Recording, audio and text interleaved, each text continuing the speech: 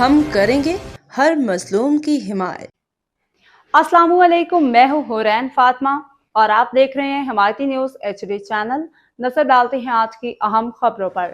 ملیر میں منشیات فروشوں کے خلاف بڑا کریک ڈاؤن، 9 ملزمان گرفتار۔ رپورٹ حاکم علی دل، روزنامہ حمایتی نیوز۔ DIG ایسٹ اور SSP ملیر کی خصوصی ہدایات پہ تھانہ سکھن پولیس نے منشیات فروشوں کے خلاف بڑا کریک ڈاؤن کرتے ہوئے 9 ملزمان کو گرفتار کر لیا۔ تفصیلات کے مطابق مورخہ 14 اپریل 2026 کو SHO تھانہ سکھن خالد میمن کی سربراہی میں ریڈی گوٹ کیٹل کالونی رند گوٹ میں گرینڈ آپریشن کیا گیا۔ خفیہ معلومات پہ کارروائی کرتے ہوئے پولیس نے مختلف مقامات پہ چھاپے ماری منشیات فروشی میں ملوث ملزمان کو گرفتار کر لیا۔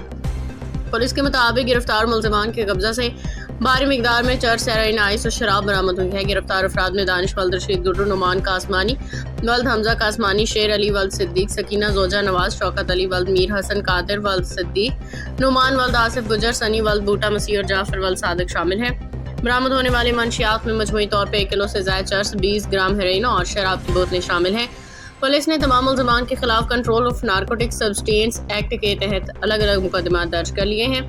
SHO خالد میمن کے مطابق علاقے میں منشیات فروشوں کے خلاف کارروائیاں جاری رہیں گی اور کسی کو بھی قانون ہاتھ میں لینے کی اجازت نہیں دی جائے گی۔ انہوں نے کہا کہ منشیات کے ناصور کے خاتمے کے لیے پولیس ہر ممکن اقدامات کر رہی ہے۔